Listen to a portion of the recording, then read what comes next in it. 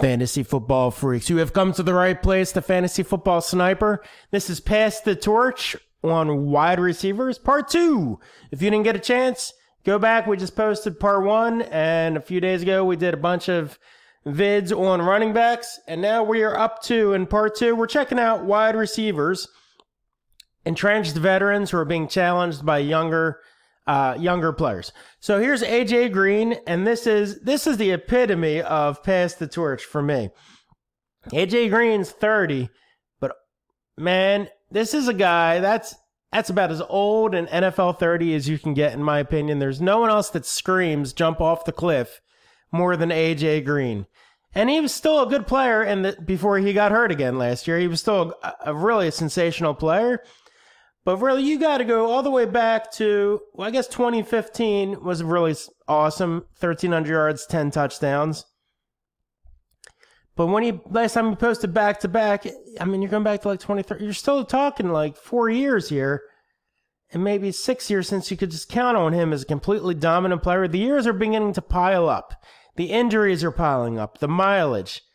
It's a brutal game. I think AJ Green is knocking on the door of just falling off the cliff. And Tyler Boyd is a guy who came in 1,000 yards, 7 touchdowns. Now, I'm not as thrilled with Boyd's real solid player. It's not like it's Randy Moss coming in to knock off Chris Carter or anything.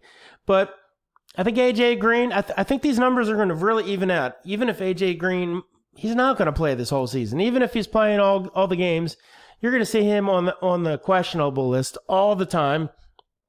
I don't know if I love this Cincinnati Bengal offense. Andy Dalton's the kind of guy who he finished number 2 a few years back as a quarterback, which was a miracle. But even during that year, he had a stretch where he's so bad, people are just cutting Dalton. And it's like, if Dalton is Dalton got the big contract, he's a decent quarterback, but this says Mixon's a really good running back. That offensive line had a blow this week. They lost a number 1 pick that they were hoping was going to anchor that line. They lost them. So now they're kind of going back to the line they had last year, which was okay. I'm just seeing AJ Green as a guy, look at the players around AJ Green that are being drafted. Oh, I'm jumping all over the place. I mean, Amari Cooper, young, completely stud numbers in his short time in the midseason trade. Love Cooper over him. Keenan Allen, also kind of getting old and hurt as well, but in terms of just racket, I like that offense a lot better. So they're all similar in terms of Allen's maybe a tad younger, but a lot of mileage as well. But I think I trust Allen more than AJ Green. I'm not a Luck Hilton Colts fan, but I really am a Frank Reich fan for that offense. So T.Y. Hilton, Brandon Cooks, as steady as they come. So the wideouts aren't amazing in that area of where he's being drafted at 3-5. That could be also an area where if you're a quarterback fan, maybe you jump up and take a quarterback. Let me jump to the top of the charts there. Mahomes will never be there, but if you love Watson or Luck or Rodgers, a lot of people play weight on a quarterback. But if you really think Rodgers is bouncing back, that is a little early, I think, for that. Running back wise, I love Aaron Jones. If you love Kerryon Johnson, all these players I like. I trust them more than AJ Green. Usually I trust wideouts more than running backs. But not in this case. Boyd is at 6'9". That's a nice price tag for a guy who has 1,000 yards, young, 24 years old. That's how I like my fantasy players. You have to diversify, though, right? You always have to. If you take nothing but 24-year-old fresh legs that you're hoping is on the upswing, you're going to get beat out in September by the people who don't know anything about fantasy football. They're going to grab AJ Green. They're going to beat you in September. So you really have to be careful and pick your spots. This is a spot where I take the young guy here. Look where Boyd's being drafted. Cooper Kupp. I loved Cooper Kupp, but he had a devastating injury. Pretty, in terms of recovery time, it wasn't at the beginning of the year. It was mid-season. So I don't trust him coming in at that ADP. Mike Williams, I like a lot. Also a young guy. Corey Davis. Oh my gosh. That offense is one of the worst in the leagues. Corey is talented, but no. Landry is going to get a lot of touches. Jeffrey, you can get a lot cheaper if you're looking for an older guy with mileage who, at a better price. Jeffrey, you're probably going to get later than like the 5th round or something. So AJ Green, he just reeks of danger to me. So I don't love that there. I mildly like the Boyd selection in that spot. Let's move on. Oh, and I already brought up Cooper. And let me preface this by saying, if you haven't noticed, I'm a huge Eagles fan. I try to keep things objective, right? So being an Eagles fan, I hate the Cowboys, right? And hate being like, just NFL hate. Because the hatred has definitely diminished once fantasy football gets into the fray. And in this case, Amari Cooper, usually if a wide receiver is changing teams mid-season, usually garbage. You can't get on the same page. Look at Golden Tate on the Eagles. It just didn't work out. And he wound up going and nobody even noticed. But Amari Cooper came in, which was devastating as an Eagles fan because the Eagles tried to get him and the Cowboys really paid extra to get Cooper. They brought Cooper, and that guy did everything you could ever dream of. Cooper was a high draft capital player who was getting worse with the Raiders as the years went on. He wasn't fulfilling. He goes and hooks up with Dak Prescott. The guy looked like a beast, an absolute beast. Tore up the Eagles, a one-man wrecking crew. I mean, broke my heart, but as a fantasy draft person checking out things, man, I am all over Amari Cooper. I'm going to put my personal Cowboy hatred on the side because I love Amari Cooper, and at 310, this guy's going to challenge to be one of the top wideouts in the league. There is no doubt. He came in for his first weekend, he was just dominating. And now he's got that whole successful end of that season with Dak and that offense. They're going to come back the whole offseason and spring training. Cooper is talking about breaking the record and going for more than 2,000 yards. I think he actually has a chance to do it. I think he's super talented. Not the most talented player I've ever seen, but when you calculate in the fact he is very talented, lots of opportunity, brief moment in time where we saw he was dominating.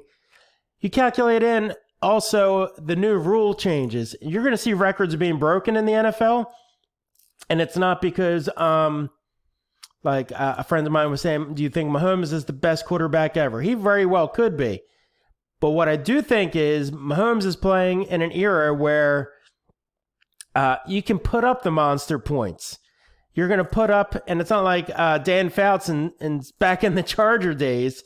He was no slouch, but he had no chance to put up the numbers that somebody like Mahomes can. And even Randy Moss, when he first came into the league, he dominated and broke a lot of records. I think he was more talented than Cooper. But Cooper is super talented, and in 2019 and beyond, he has a chance to break these records. If you want a guy who's going to be a difference maker and put up possibly 2,000 yards and I don't know how many touchdowns, I mean, you have to temper my expectations because Prescott tends to be a quarterback who succeeds when he has protection, like most people. And when he has to kind of run around and make it on his own and it's breaking down on him, the pendulum swings, right? And that happens for most NFL quarterbacks.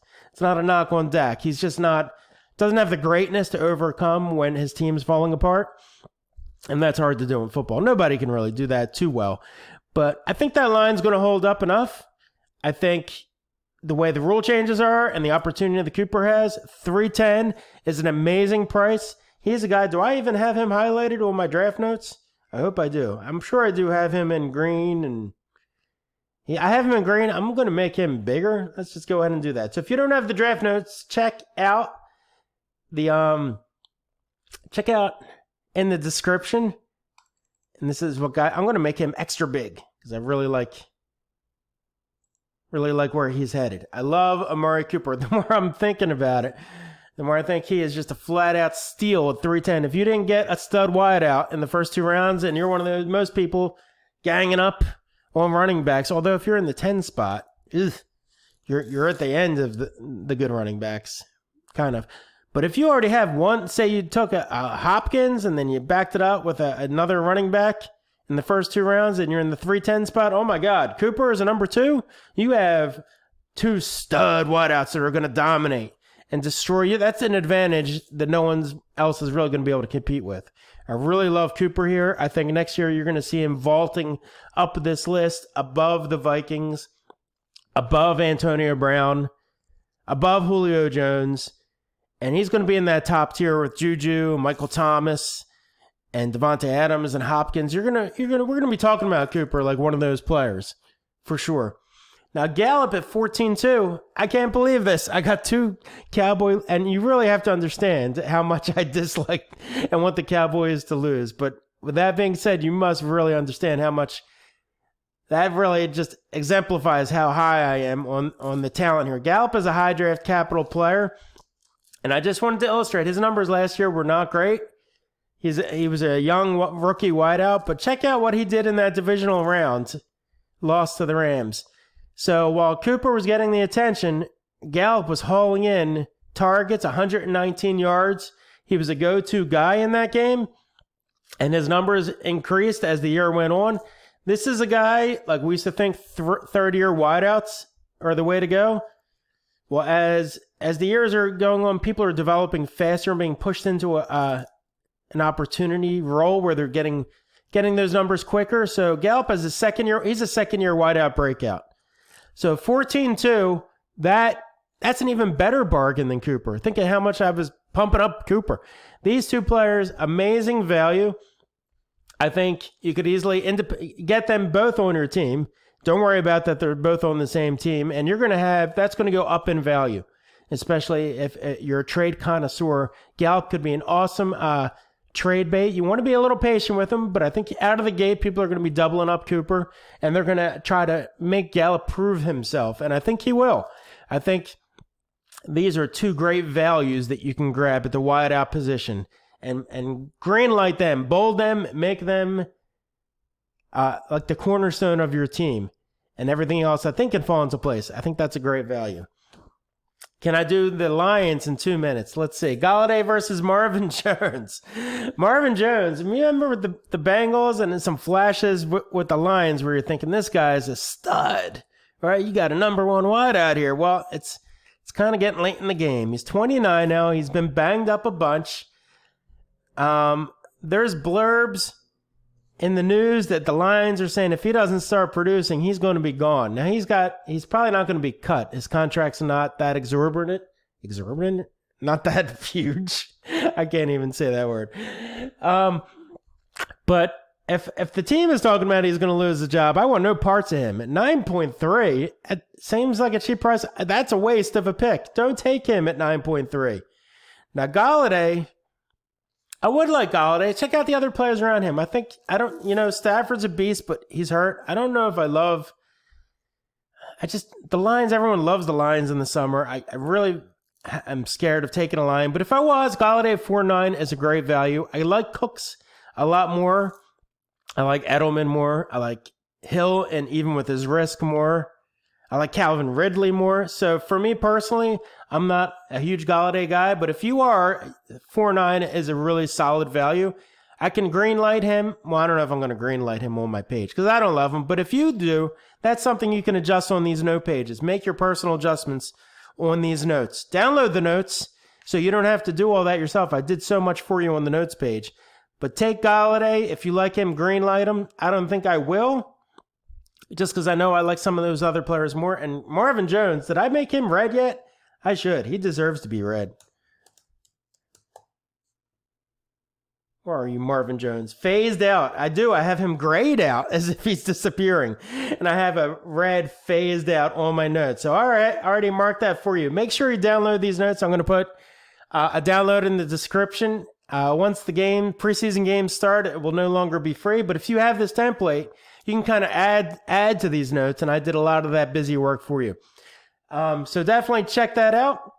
If you appreciate what I'm doing, go on over to Patreon, throw me $1. It's only $1, and it took me quite a while to do that word page, so maybe that's worth $1 for you. And I'm going to continue this throughout the season and show you the best players to snipe before the other people in your league do, to give you that advantage. Check out, we're going to keep on rolling into part 3. Part 3 is coming up on Pass the Torch Wideouts.